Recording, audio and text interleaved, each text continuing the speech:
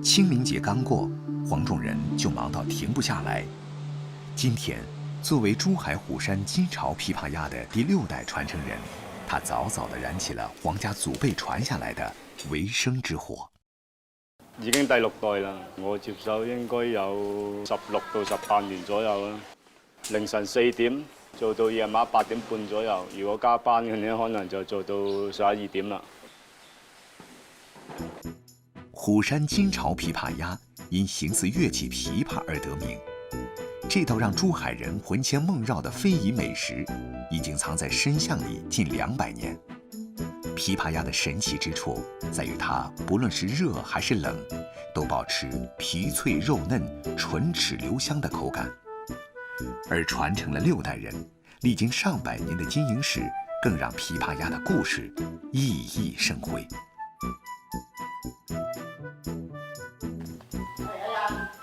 呢個就係我朋友，喺日本嗰邊翻嚟嘅，帶佢嚟交流一下。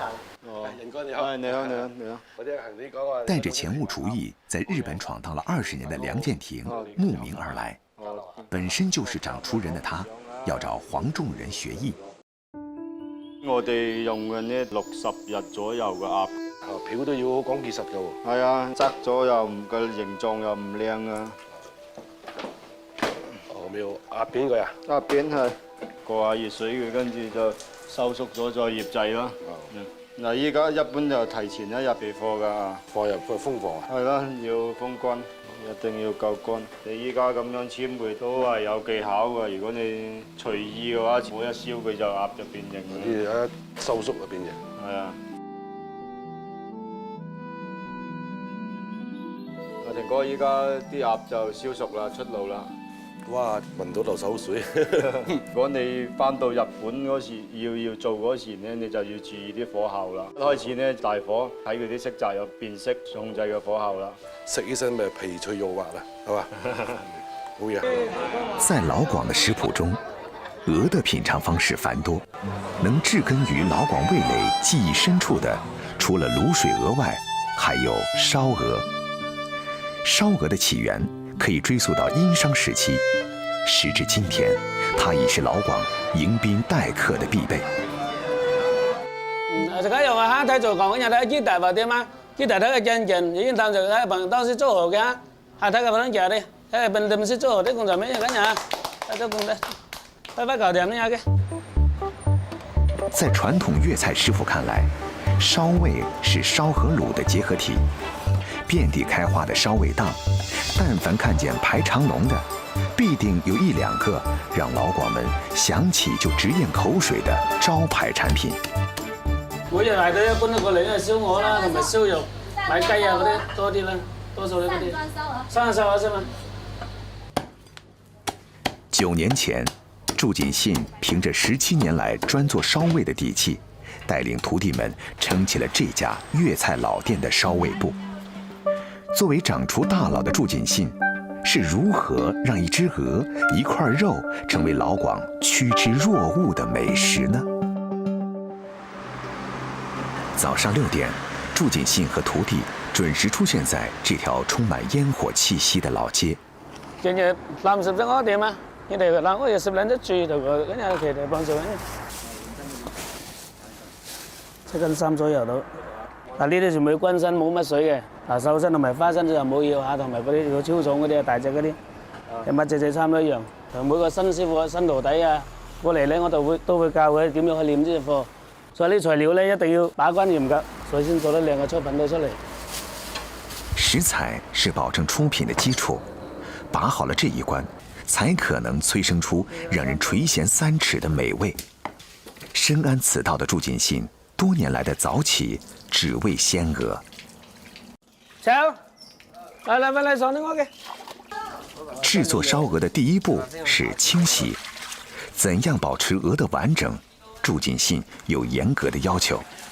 收貨咧就睇下佢有冇淤血啊，或者裂痕啊。如果有裂痕咧，燒出嚟佢就會爆開喺度；如果有淤血咧，佢就會黑。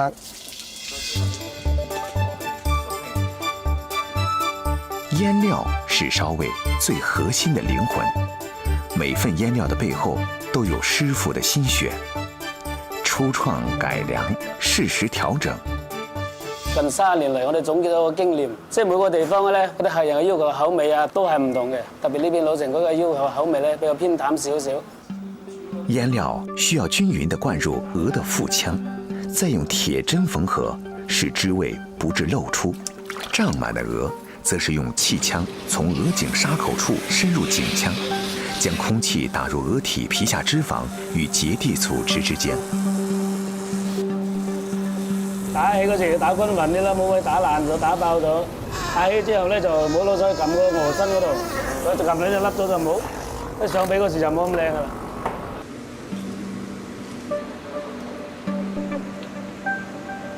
在熱脹冷縮的作用下，鵝皮變得更加緊緻。讓鵝皮更加爽脆的奧秘，卻是祝錦信自家調配的脆皮水。放進風乾箱前，過一遍脆皮水是必要的環節。鵝的風乾過程需要5個小時，在等待的時間裡，錦師傅開始了其他燒味的製作。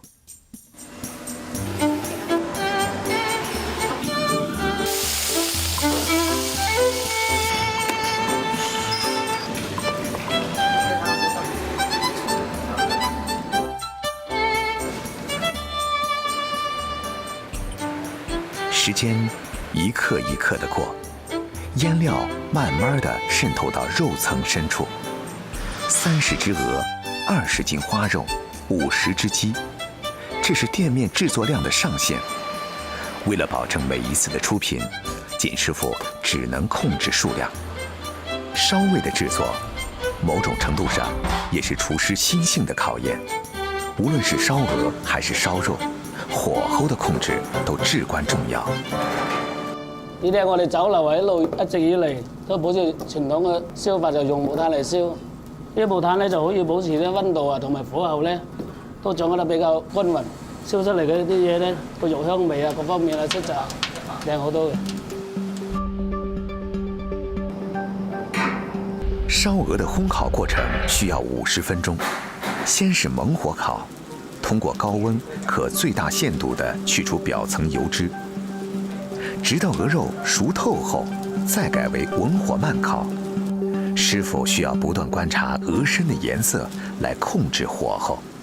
做燒鵝呢樣咧，燒臘呢樣嘢咧，一定要係考慮個師傅咧個注意力同埋個耐心。呢樣嘢咧重複來重複去，係冇時間準則嘅。所以你稍不注意咧，燒出個燒鵝咧皮咧同埋嗰啲汁咧都冇咁靚嘅。爐火正旺時，香氣一飄開。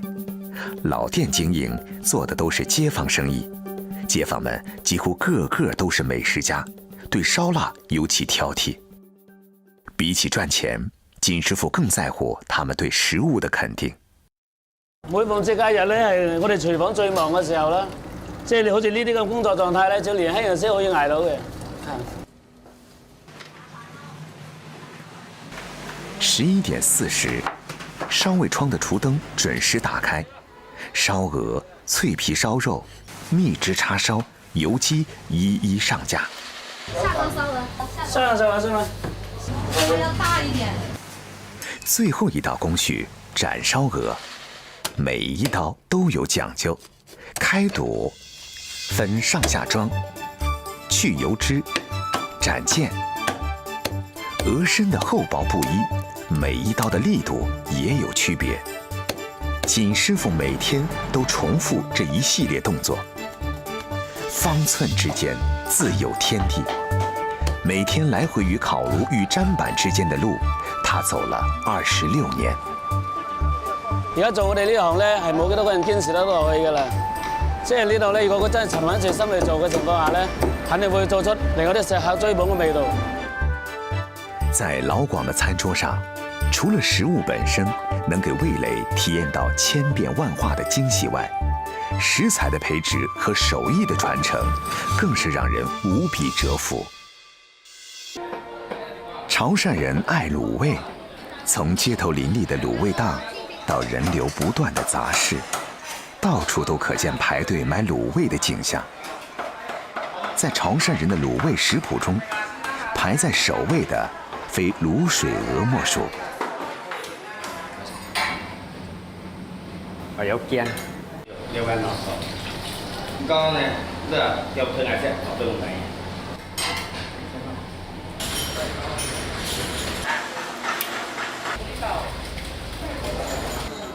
38岁的于壮中，在过去的14年里，靠卖一碗卤鹅饭，让自己从一名摩托车维修工蜕变为拥有12家门店的卤水店老板。我当时呢，就家里我父辈就在做这个卤水鹅，所以我对这卤鹅就很感兴趣。但是又自己出来创业，就是没有那个经济，我就想出来，社会创吧。从小就目睹着父母做卤鹅长大，要把祖传的家业发扬光大，是于壮中从小的梦想。就出来打2年工，赚了2万块，就帮人家接了2万块，来澄海的狮头的故乡开个鹅肉饭。于壮中将鲜美紧实的鹅肉、粉嫩的鹅肝、清香的鹅蛋铺到热喷喷的米饭上，再淋上秘制卤水汁。没想到这一创新给潮菜带来了一番新风味。刚开始开店的话，生意不是那么稳定嘛，所以我一直还是保持那个新鲜卖不出去的东西，我是不卖的。这么多年都是这样的，隔天我是不卖的。于壮中认定，钱应该是赚回来，而不是节省下来的。味道好，分量足，于壮中的一碗饱饭吸引了不少食客。现在的话，一天大概60左右，节日期呢，大概是110左右。小本生意渐渐做大了，身为老板的于壮中，还是每天亲自打理店里的大小事务。有生客到来，于壮中还会上前聊上几句，告诉客人卤鹅正确的吃法。一般的，我们先淋上卤水汁，鹅肉跟香菜，加一点米醋。蒜泥醋是潮汕人吃卤水的必备配料，它能化解吃鹅时口中留下的油脂。鹅肉配上香菜，则可以增添肉的清香，细品愈发可口。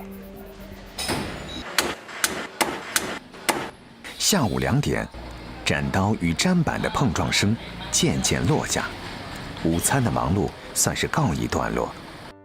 陈俊杰要做的便是卤水老鸭，众多调料下锅，秘制豉油便是卤水的魂。不同品质的豉油决定了卤水风味的极大不同。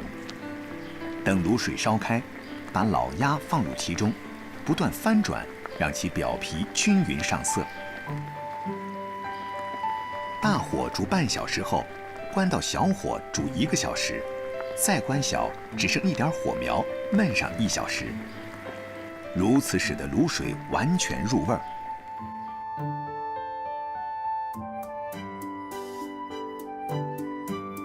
卤水老鸭母，陈俊杰坚持用手撕，顺着鸭的纹理拆肉，这样才能保存鸭肉纤维的完整性。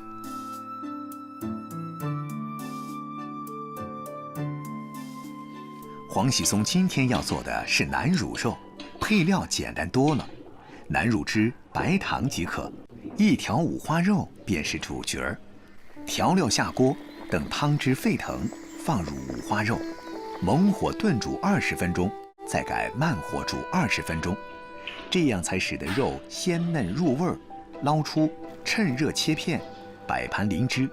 南乳的香味儿和卤水的香味儿风格各异，无需入口，一闻便知。你啱啱識我有你知個係厲害，這個係佢嘅就是作陪。哎呀，來斜台，來夾，起起呢？你先來一個。好嘅，你推薦到底單，咪嘛？夾到條鐵嘅硬呢，知唔知啊？講咧，你就唔cần講咧，你dùng cái này bị đâu rồi. Càng cả là những cái điều này thì ăn gì đâu à? 卤水老鸭早已被风干，卤水的风味和老鸭的肉香紧密地结合在了一起。摆在桌上，远远的都能闻到那股特别的味道。老鸭皮爽口不腻又嚼劲，清香四溢。别少，食落这个南村内哦，我做的南村内食了味道在啥？试下看。我带尾毛咧。这个最够做啊。口感，用口感来食，微薄又食了袂脆。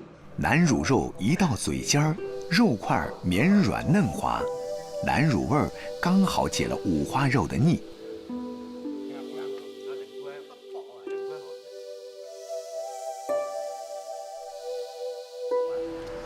陈俊杰的卤水老鸭既然得到了朋友们的一致认可，便快速地开启了自己的小店。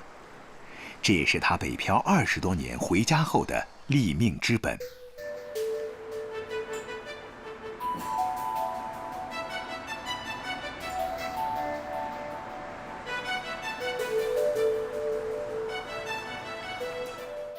再来拿，这样东西都袂多食，这老。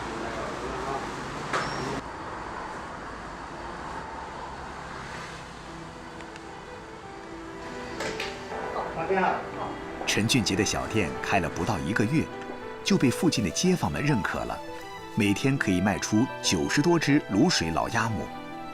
老鸭是咸香的，陈俊杰心里却是甘甜的，他已经在盘算着开新的店了。